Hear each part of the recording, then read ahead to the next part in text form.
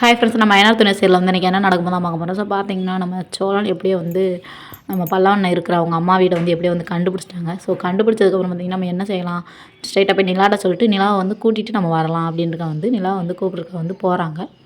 அப்படி போகும்போது பார்த்திங்கன்னா, போய் அங்கே வந்து பேசுகிறாங்க. இந்த மாதிரி அவங்க வீடை வந்து கண்டுபிடிச்சிட்டேன், அவங்களுக்கு கூட ஒருத்தர் வேறு இருக்கார், அவங்க ஹஸ்பண்ட் மாதிரி அப்படின்ற மாதிரி சொல்லுவாங்க. சொன்னோம் சரி என்னன்னு தெரியுது, அங்கே போய் கேட்போம் அப்படின்னு சொல்லிட்டு வந்து நம்ம சோழனை பல நிலாவும் வந்து கிளம்பி வந்து வராங்க. வந்ததுக்கப்புறம் இங்கே வந்து பார்த்திங்கன்னா, நம்ம நிலா வந்து பேசுகிறாங்க. இந்த மாதிரி நான் சோழனோட ஒய்ஃப் தான், நீங்கள் எதுக்காக வந்து பிரிஞ்சிங்க வந்திருக்கீங்க அப்படின்னா, அதெல்லாம் பெரிய கதைமா அப்படின்றாங்க.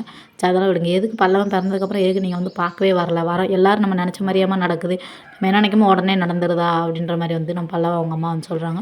சொன்னோன்னே பார்த்தீங்கன்னா, உடனே வந்து நம்ம சோழன் என்னையாவது ஞாபகம் இருக்கா உங்களுக்கு, உன்னை ஞாபகம் இருக்கு, 2வது தம்பி தானே அப்படின்ற மாதிரி வந்து சொல்லுவாங்க. ஆமாம், எனக்கு அப்போ ஒரு 4 வயசு தான் இருக்கும், ஆனால் எனக்கு அவ்வளோவா ஞாபகம் இல்லை, ஆனால் நீங்கள் எதுக்கு தான் விட்டு போனீங்கன்னே தெரில, ஆனால் இன்ன வரைக்கும் அது காரணமே எங்களுக்கு தெரியல அப்படின்ற மாதிரி வந்து நம்ம சோழன் ஒரு பக்கம் வந்து சொல்கிறாரு. சொன்னோன்னே பார்த்தீங்கன்னா, நம்ம நல்லா இருந்துட்டு மறுபடியும் கேட்குறேன்னு வந்து நினைக்காதீங்க, எதுக்கு நீங்கள் பல்லவனை பார்க்க வரல அப்படின்னா, என்னோடய சுச்சுவேஷன் அப்படி இருந்துச்சுமா, இப்போ நான் வேறு கல்யாணம் முடிச்சு இங்கே இருக்கிறனால இவங்ககிட்ட வந்து ரொம்ப டார்ச்சர் வந்து அனுபவிச்சுட்ருக்கேன், சாப்பாடும் இல்லாமல் ரொம்ப வந்து அனுபவிச்சுட்ருக்கேன் அப்படின்னு சொல்லுவாங்க. சரின்னு சொல்லிட்டு பார்த்தீங்கன்னா, நம்ம நிலா இருந்துட்டு கடைசியில் வந்து கேட்குறாங்க, சரி எங்கள் வீட்டுக்கு நீங்கள் வர முடியுமா, எதுக்கு எங்கள் வீட்டுக்கு வர சொல்கிறீங்க அப்படின்னு கேட்குறாங்க.